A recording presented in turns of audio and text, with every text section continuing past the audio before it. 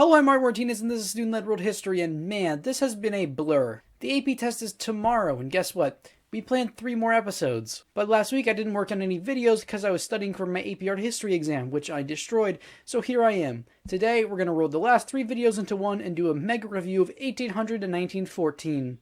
This won't be quite as in-depth as all our other episodes, but don't worry, we're still going to get you all the big themes and everything you need to know to do well on this exam. So today we're going to be talking about industrialization, imperialism, and a whole lot of other stuff. So please strap in, get ready, and let's jump in. Okay, so first industrialization. Why did it happen where it happened? Well, coal. Large deposits of coal in Britain especially allowed for the development of new technologies. Also, many European states had hands-off government when it came to economics in the mainland, so that allowed for rapid innovation and change. The other big reason, or the precursor to the Industrial Revolution, was the Agricultural Revolution. Farming got a whole lot more efficient, and a whole lot more people could move to cities. Now that we've answered why, where, well, it started in Britain, but it eventually spread to Europe and Germany especially, and then the rest of Europe. Industrialization happened in 2 waves. The first mainly involved the development of the steam engine and its application in boats and trains. The second mainly pertains to electricity, automobiles, and an explosion of productivity.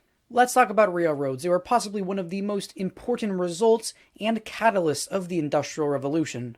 Railroads made moving things and people super fast, and as a result, industry boomed. New technology made the harvesting and transportation of these goods even faster, like Eli Whitney's cotton gin and the internal combustion engine. Railroads were also later employed in colonies, and they were very important for consolidating rule. This came through a combination of ensuring economic productivity and also being able to move people around really fast. But when most people think about industrialization, they don't think about railroads, they think about mass production, and that's really the meat and potatoes of this whole ordeal. Ceramic manufacturers like Josiah Wedgwood and textile manufacturers too really stand out. This meant that there were a whole lot more mass-produced domestic goods, and goods from colonies that were not mass-produced quickly lost value. China had been the largest producer of all kinds of goods for centuries, and it got surpassed by one coaly boy. This had lasting consequences on these colonies and contributed even more to revolutionary fervor. Industrialization heavily maintained on raw goods from colonies, which is why maintaining control was more important than ever. And like previously explained, railroads were incredibly helpful for this. But just slapping a railroad in a colony didn't necessarily mean it would industrialize. There were quite a few limits to industrialization outside of Europe. And a lot of this can be chalked up to the differences in economic and social structures of colonies. Of course, some non-European nations did industrialize pretty handily. Even though it was a slow start in India and China, look at them now. They are some of the biggest boys in manufacturing. One last thing about industrialization is how it affected social structures. Large amounts of laborers migrated for work and lived in cheap housing called tenements. Diseases were commonplace, and true wage mobility was rare. Many women entered the workforce, especially in textile manufacturing. This served to further separate the status of upper and lower class women, and the women who didn't work largely were given the role of homemaker. This ascent so held the belief that men who worked long hours in terrible conditions needed a safe place to recharge at home. Unions formed to combat these terrible conditions, and there were some successes, but there were many failures. And with all these machines popping up over Europe, it makes sense that these nations would fight tooth and nail to get any colonial scrap they could. And at this point in the 19th century, the Austrian, German, and Italian empires had consolidated much of Central Europe. Now they were primed and ready to go to get in on that sweet exploitation. Imperialism hinges on the belief that an empire can make better use out of acquired land than its indigenous people. This philosophy mixed with social Darwinism, paternalism, and new technology created the conditions necessary for the scramble for Africa. The scramble for Africa is considered the second wave of colonialism. During the Berlin Conference, Africa was partitioned between European powers and Belgium. The nations then sent armies into Africa with machine guns and quine to conquer the continent by diplomacy or force. These ideas of imperialism weren't only present in Western Europe. The Russian Empire had been colonizing Siberia for the better part of the early modern period and extended all the way to the Pacific coast. The Russians used imperialism to justify their conquering of steppe peoples and Ottoman land.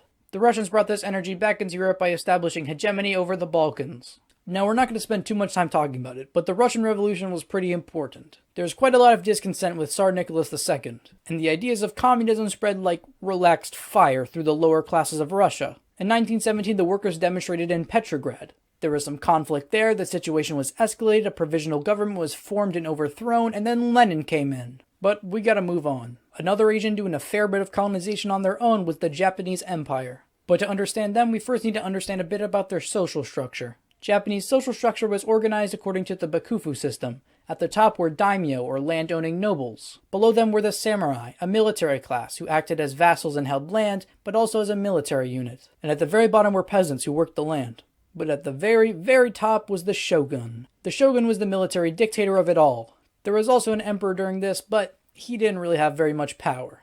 Okay, now that we've set the stage, Japan came into contact with the United States during the Tokugawa Shogunate, which was very isolationist, meaning that they didn't have much contact with the outside world. They didn't want nobody coming in, until Matthew Perry did. He gave him a big old finger wag and told him, "Your ports are mine." So Matthew Perry went back to the US, called up some friends, which was basically everyone, and they all started trading with Japan. This made some of the daimyo angry, and they revolted to restore the power of the emperor, and by golly, they won in what would be known as the Meiji Restoration. And the result was a much more westernized Japan. They decided they had the responsibility to protect Asia from European imperialism. What better way to do that than colonize Asia themselves? So Japan took a bit of this and a bit of that until they had a pretty sizable empire. And yes, that was very condensed, but that is the end of this episode. Which means that's basically everything you need to know from 1800 to 1914. Please tune in next time where we... who knows? Please subscribe, and I'll see you next time. While our series is pretty great at teaching you everything you need to know, there's quite a lot of stuff we didn't cover, especially in the areas of DBQ. So I've compiled some great resources, and they're in the description. I know that each and every one of you are going to do great on your tests, so please, keep watching my videos of course, but study your own way. I'll see you next time. Please subscribe, and thanks for watching.